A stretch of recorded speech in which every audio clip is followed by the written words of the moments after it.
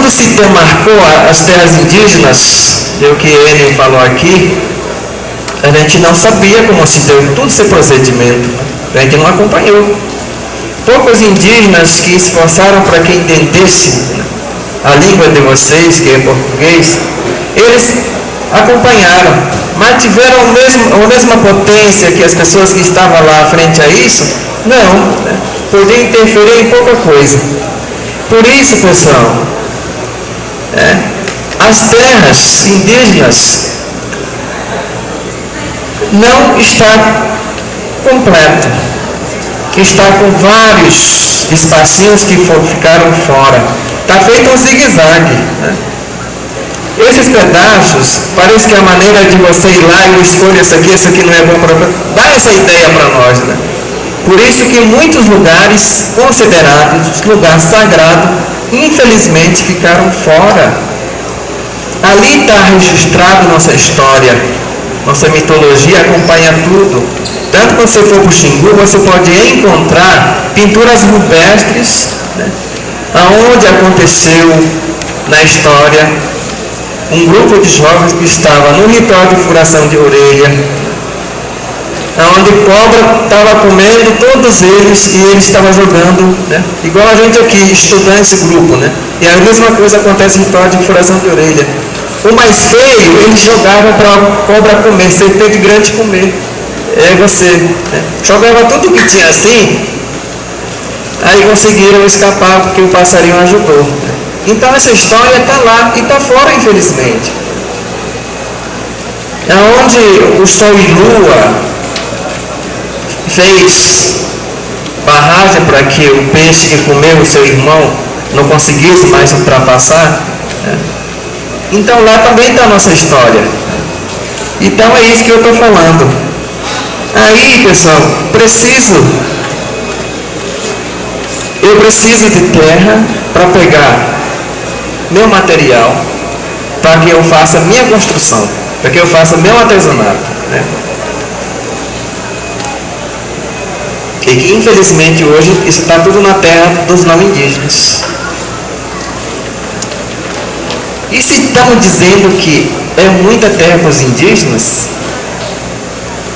aí a gente imagina, a terra já foi muito para indígenas antes da chegada dos portugueses aqui no Brasil. Não estamos falando uma coisa que eu estou contando que vocês não estejam sabendo. E foi assim, o Brasil todo era nossa indígena. Então, isso que eu falei, que hoje a gente está lutando pela disputa entre nós para que tenhamos espaço maior para se manter naquele espaço.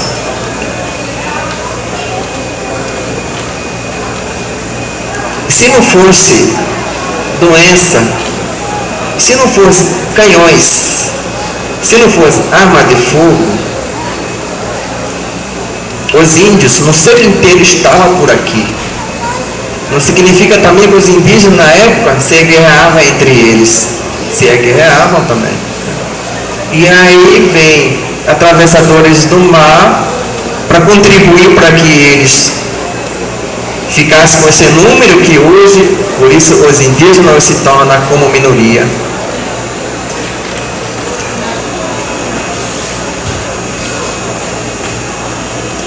Agora, e se a nossa história conta isso, que a gente foi 100% aqui, indígena aqui nessa terra, hoje os indígenas, graças a uma tecnologia, uma ciência avançada, hoje nossas crianças estão todas vacinadas e não podem morrer igual já morreram muitos. Porque essa doença, os indígenas não tinham essa doença gripe, não tinha essa doença catapora, sarampo, não existia isso.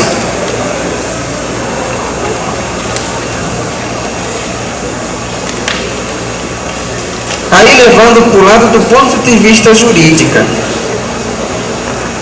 vocês bem sabem, estamos feitos um guardião da terra. eu não me acontento ser considerado o guardião da terra. Por quê?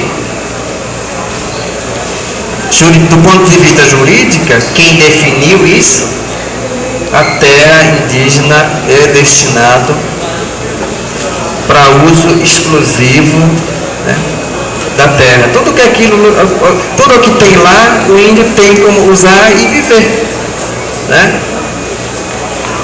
Então eu acho que, e se a gente passar a entender que a terra indígena não é terra indígena, mas sim é um conceito muito chato para a sociedade não indígena, se considerarmos hoje terra indígena como território indígena. Aí vai contrário daquilo que diz. E se for território, que haja suas leis, né? Que haja tal coisas. Aí segue esse modelo de governos, né, da sociedade não índia.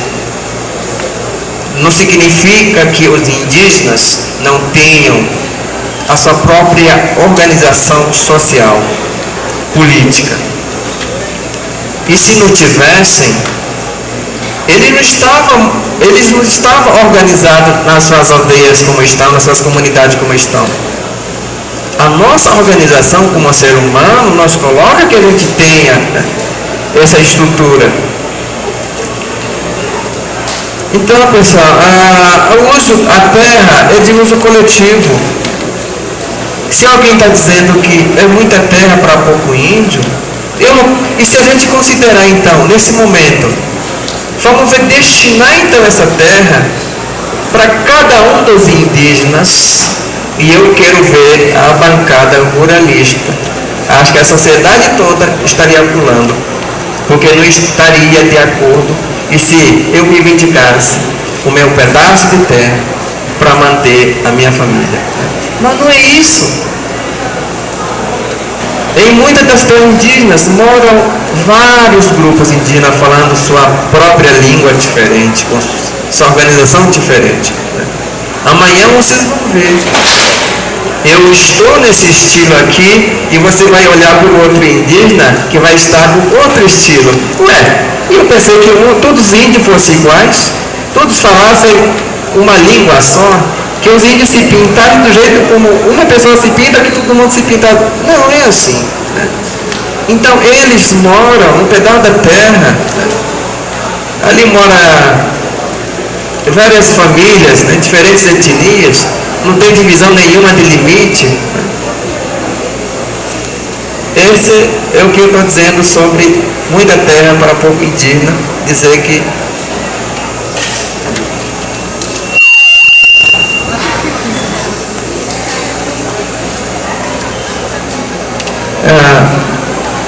eu acho interessante essa pergunta: terra indígena é terra virgem, né? A terra indígena nunca foi virgem.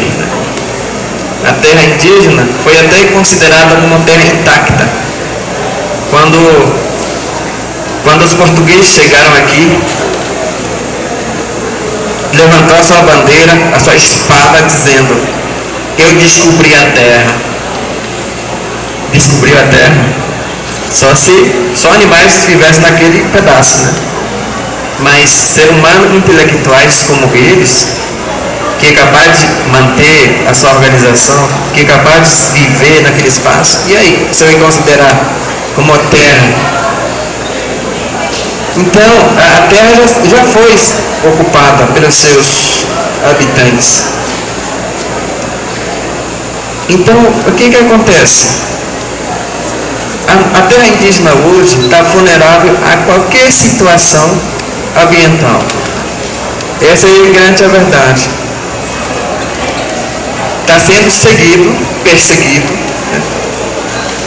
Se tenta triplar várias formas. Como é que nós vamos pegar o que o índio tem, que os índios estão aproveitando, né?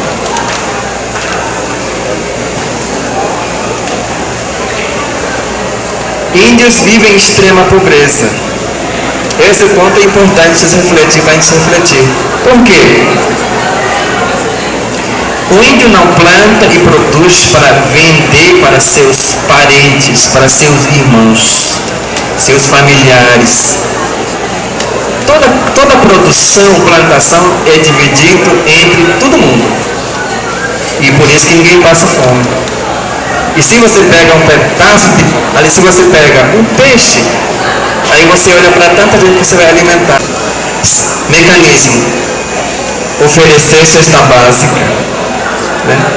Uma forma de combater a pobreza, destinado aos grupos, né, que não têm condição financeira. Por isso é certo para vocês?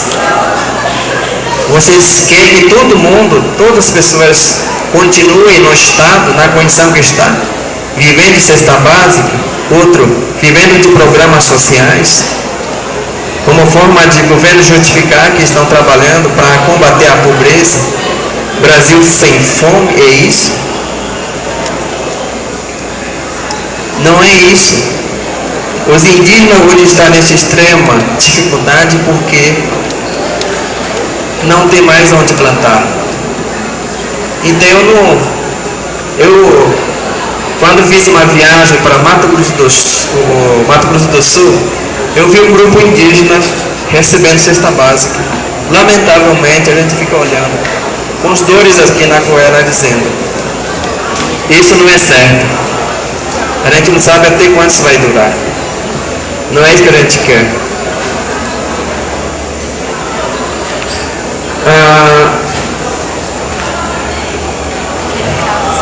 Então, hoje eu tinha falado hoje, né, numa conversa, de que os indígenas não se enquadram nessa categoria de índio, aliás, sociedade classe alta, média e baixa. Para os índios virem aqui estudar na universidade, não pense que índio está vindo com 5 mil, 10 mil, né, de dinheiro para vir aqui, para viver aqui, não. Porque na cultura não existe dinheiro, tá? Então, ainda somos roubados, pessoal. E quando a gente vai para alguns mercados, e aí os caras ainda pegam o último centavo que você tem, faz todas as coisas caras, e aí você sai sem nada. Para encerrar, talvez, a minha fala aqui, eu vou falar uma coisa aqui. Os indígenas, os grupos indígenas não acumulam. A sociedade de poder acumulativo não é a nossa sociedade. É a sociedade não indígenas que gostam de acumular. Quem acredita que alguém está aí dizendo uma falsa propaganda, a gente produz para alimentar, sustentar a população brasileira? Eu não acredito nisso. E se fosse ter verdade, eles não estavam exportando suas produções, eles não estavam exportando suas criações de animais para outro país atravessando o mar. Eles não estavam fazendo isso. Vocês sabem muito bem que com isso as coisas cada vez mais começam a subir e vai subindo o degrau, ficando mais caro. Quanto mais você leva daqui, e pouquinho vai ficar aqui, e mais caro você vai fazer. E assim a gente enxerga o sistema de distribuir alimentação aqui. Por que vocês têm que alimentar as pessoas que de outro país, sendo que tem muita gente aqui no Brasil que precisam de alimentação, tudo vai para fora? E se não fosse, a gente estava alimentando bem aqui, com custo tudo mais barato, né? É isso que eu estou falando para vocês. Então, nós indígenas, nós não temos, né, aprendi uma coisa também. Os indígenas antes não produziam artesanato, tá? Artesanato era de uso exclusivo para seu uso. E hoje, como a gente está tudo cercado pela cidade, as cidades se instalaram próximas às nossas aldeias e não temos outra escolha. E temos que fazer artesanato para vender para os não indígenas e para que a gente compre a roupa, alguma coisa que a gente precisa lá. Quando a gente vem para a cidade e quando ficamos doentes, quando vamos fazer tratamento nos hospitais fora. Aí aprendi assim: quanto mais o outro compra, eu quero fazer. Quanto mais eu consigo vender minha produção, eu quero fazer. E assim está acontecendo com a força da bancada ruralista por essa pressão que estão fazendo, tá? Eles querem vender mais. Com isso, sua produção está ficando pouco. Pouquinho de sobra está sendo caro para os brasileiros, legítimos brasileiros que dessa terra. E com isso, eu quero produzir mais. Mais. E para onde eu vou correr? Para conseguir esse pedaço da terra, para ampliar minha produção, aonde eu vou. Então eles começam então a usar essa arma. Eu vou criar então projeto de emenda constitucional que triple. Não quero mais que os índios tenham aumento da terra, tá? Eu não quero mais que os indígenas possuam uma porcentagem da terra que eu estaria na minha mão aqui produzindo. Então, essa falsa discurso que está lá na casa. Cada um alimentando a sua vontade de expressar a sua intuição. Aí quando eu vou passar pela rodoviária, quanta gente dormindo na rua, quanta gente, mulheres com bebê no colo, com criança, pedindo uma moedinha para manter seu filho. E aí você vai lá na casa e escuta a falsa discurso, dizer que o Brasil precisa mais, porque nós queremos alcançar o chamado o primeiro mundo. O primeiro mundo é uma falsa discussão. Para americanos chegar aonde chegaram, os americanos chegaram para ser chamados de primeiro mundo, trazendo essa falsa coisa na cabeça, que espalha, né, na cabeça dos que têm dinheiro, né? Eles precisaram destruir toda a floresta. Eles precisaram. Eles mataram todos os indígenas daquele lugar. Esse modelo aí que estamos adotando, que os parlamentares querem adotar. Vocês acham que eles foram pobres? E nunca foram. Porque quem está lá, filho das pessoas que sempre, desde a época da chegada dos portugueses, teve essa posse. Já sempre teve essa terra na mão, de dinheiro na mão até hoje. Nunca sentem a necessidade que nós estudantes aqui temos aqui, dedicando o estudo com pouco recurso, que é o certo. Então é isso. Eu só chamo o cuidado para que não copiamos esse modelo dos americanos, que mataram todos os indígenas para dizer que, né, fizemos isso, a gente está aqui porque foi preciso fazer isso, né?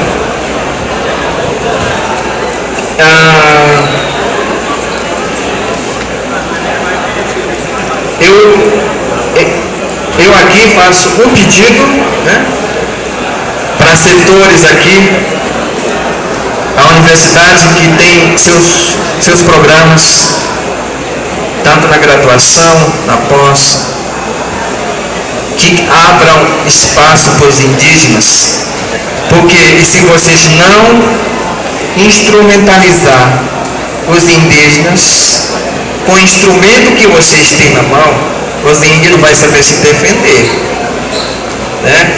Então isso mais, né? E se a gente não estivesse unidos, a gente não conseguiria alguma coisa.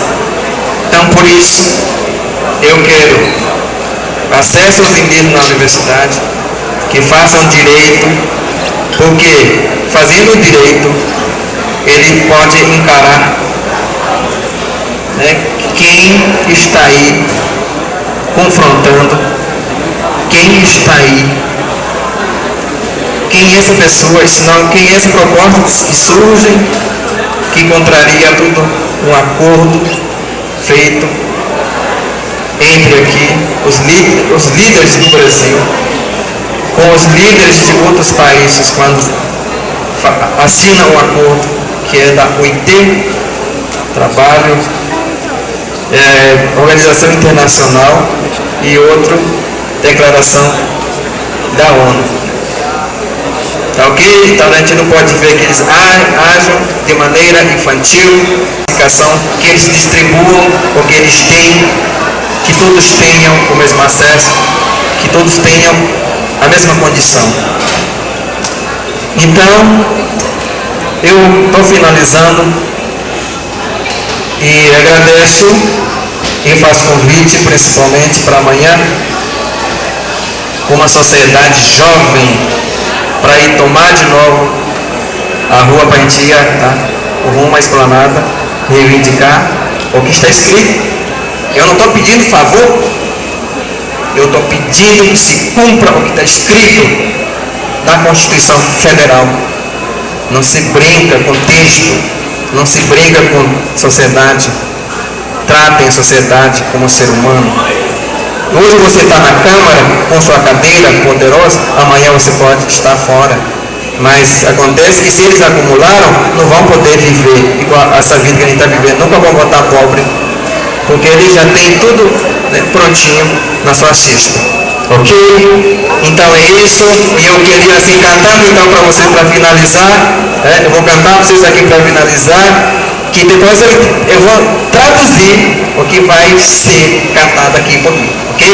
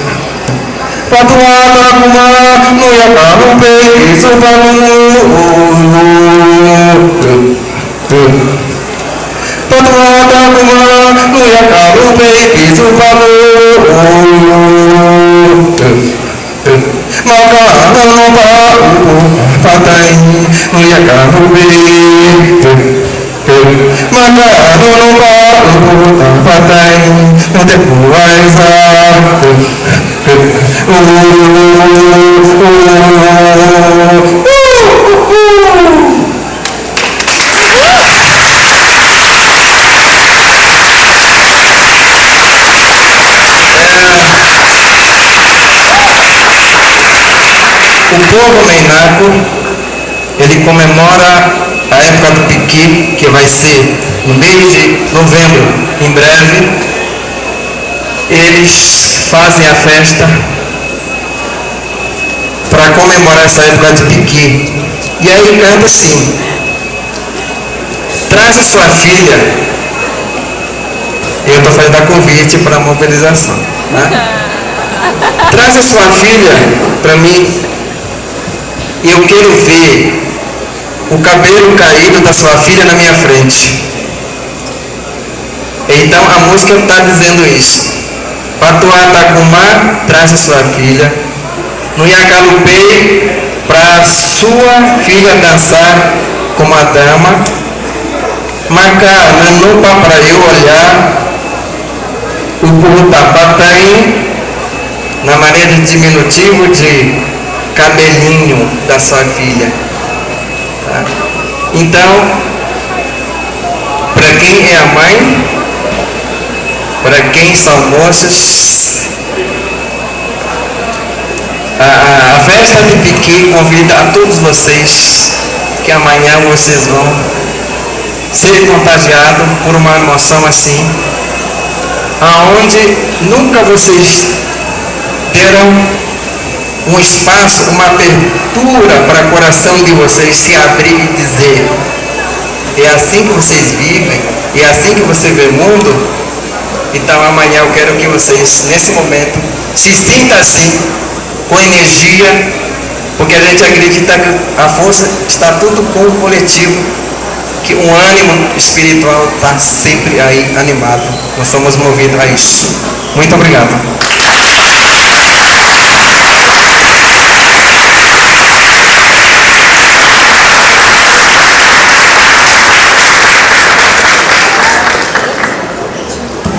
Ok. Obrigada, Macaulaca, obrigada a todos. A gente vai abrir agora um pouco uma rodada de questões, de perguntas, tá? Que os componentes da mesa podem responder. Então, as pessoas fazem bastante assim, porque... Antes de abrir, podia falar de amanhã. Falar de amanhã. Ah, tá. Não, só para completar, então, as coordenadas, a bate-hora, bate-local do convite feito pelo Macaulaca. Amanhã, concentração ali no vão da ala sul, a meio-dia, para a paramentação, para a preparação, e a saída é às 2h da tarde, acompanhando os estudantes indígenas em direção à esplanada. Tá?